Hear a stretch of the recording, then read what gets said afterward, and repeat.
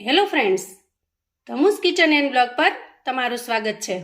મિત્રો, આજે આપણે માત્ર 5 મિનિટમાં બનીને તૈયાર થતું નવું શાક બનાવીશું. જ્યારે ઘરમાં કોઈ લીલોતરી શાક ન હોય અથવા તો કશું નવું ટ્રાય કરવાનું મન થાય તો તમે આ શાક બનાવીને તૈયાર કરી શકો છો. રેસ્ટોરન્ટના સ્વાદને પણ ભૂલી જાઓ એવું ટેસ્ટી બનીને તૈયાર થાય છે. તો ચાલો ઝડપથી શાક બનાવવાની રીત જોઈ લઈએ.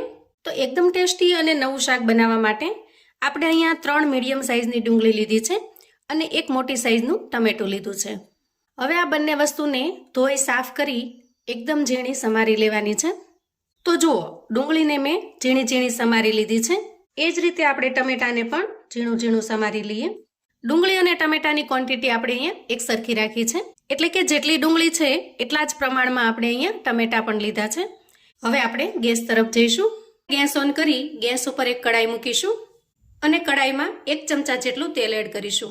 અહીંયા તેલ થોડું ગરમ થાય એટલે આપણે અડધી ચમચી જેટલી રાઈ એડ કરીશું અને અડધી ચમચી જેટલું જીરું એડ કરીશું. 2 ચપટી જેટલી અહીંયા હિંગ એડ કરીશું. 8 થી 10 લસણની કળીને મેં અહીંયા ઝીણી ઝીણી ચોપ કરી લીધી છે, એને એડ કરી દઈએ. અહીંયા લસણને તમે ક્રશ કરીને પણ એડ કરી શકો છો, એનાથી પણ ખૂબ જ સરસ ટેસ્ટ બનીને તૈયાર થાય છે. ત્યારબાદ 1 ચમચી જેટલી આદુ મરચાંની પેસ્ટ એડ કરીશું અને ત્યાર પછી સમારીને તૈયાર કરેલી ડુંગળીને એડ કરી દઈએ.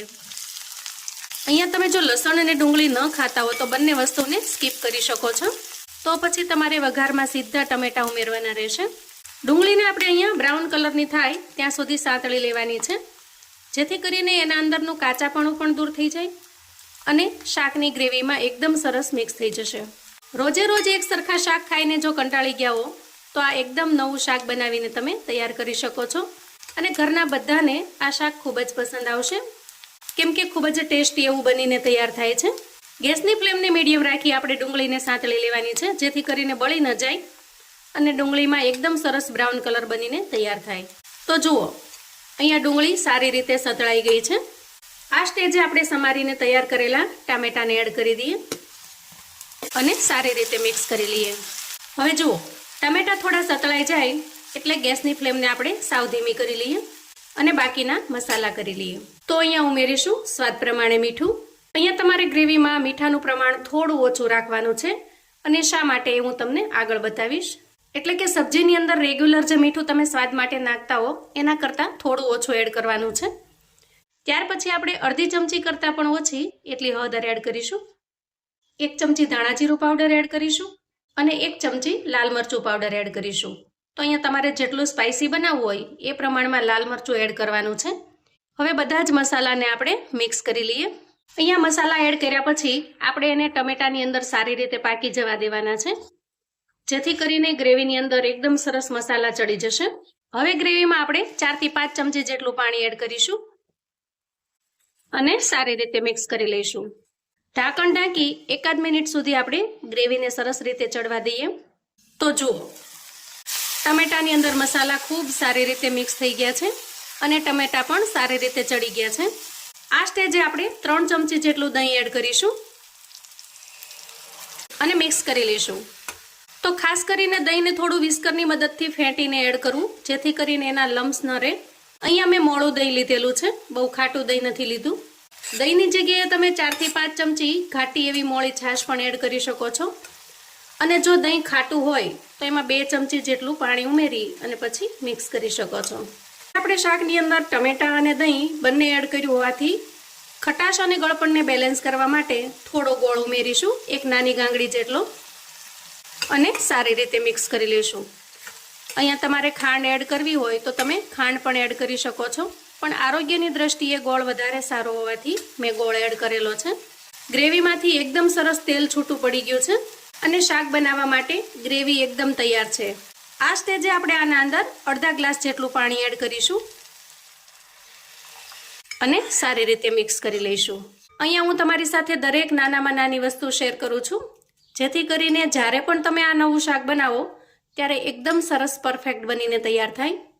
ઢાંકણ ઢાંકી આપણે ગ્રેવીને સરસ ઉકળવા દેવાની છે. અંદાજે 2 મિનિટ સુધી સારી રીતે થવા દઈએ. અંદાજે 2 મિનિટ પછી ઢાંકણ ખોલી અને ચેક કરી લઈએ. એકદમ સરસ પરફેક્ટ રસો બનીને તૈયાર છે. આ સ્ટેજે આપણે આના અંદર એડ કરીશું શીંગ ભજીયા. ગ્રેવી સરસ ઉકળી જાય પછી આપણે એમાં એડ કરવાના છે. તો મિત્રો, નવી રીતે બનાવેલા શાક તો તમે ઘણા ટ્રાય કર્યા હશે, પણ આ રીતે શીંગ ભજીયાથી બનાવેલું કોઈ શાક તમે જો ટ્રાય ન કર્યું હોય તો એક વખત ચોક્કસથી આ બનાવજો, કેમ કે ખૂબ જ ટેસ્ટી અને મજેદાર લાગે છે. હવે અંદાજે અડધી મિનિટમાં જ આપણે ગેસની ફ્લેમને બંધ કરીશું અને ગાર્નિશ માટે થોડી કોથમીર એડ કરીશું. તો જુઓ, અહીંયા તૈયાર છે આપણું એકદમ ટેસ્ટી એવું નવું શાક. તમને એ વાત જણાવું કે જ્યારે આપણે મીઠું નાખતા હતા ત્યારે મેં તમને મીઠું ઓછું નાખવાનું કીધેલું, એટલા માટે કે શીંગ ભજીયાની અંદર મીઠાનું પ્રમાણ વધારે હોય છે અને વધારે સ્પાઇસી પણ હોય છે. તો જ્યારે ગ્રેવી બનાવીએ ત્યારે જો મીઠું વધારે નાખીશું તો શાક ખારું બની જાય છે. તો જ્યારે પણ તમને શાકમાં કશું નવું ટ્રાય કરવાનું મન થાય તો આ સબ્જી બનાવીને તમે તૈયાર કરી શકો છો અને એન્જોય કરી શકો છો. ખરેખર મિત્રો, ખૂબ જ ટેસ્ટી અને મજેદાર બને છે. એક વખત ચોક્કસથી ટ્રાય કરવા જેવી છે. તો આવું અવનવું જાણવા માટે અને મને સપોર્ટ કરવા માટે ચેનલ પર જો તમે નવા છો તો ચેનલને સબસ્ક્રાઈબ કરો. વિડીયો ગમે તો લાઈક અને શેર કરો. તમારા સગા સંબંધી મિત્રોને પણ આપણી આજની આ નવા શાકની રેસિપી ચોક્કસથી શેર કરજો, જેથી એ લોકો પણ બનાવીને તૈયાર કરી શકે, એન્જોય કરી શકે અને એના પરિવારને પીરસી શકે. કોમેન્ટમાં મને ચોક્કસથી જણાવજો મિત્રો કે આજની આ નવી રીતે બનાવેલા શાકની રેસિપી તમને કેવી લાગી છે. તો ફરી મળીશું એક નવી રેસિપી સાથે. ત્યાં સુધી આવજો મિત્રો.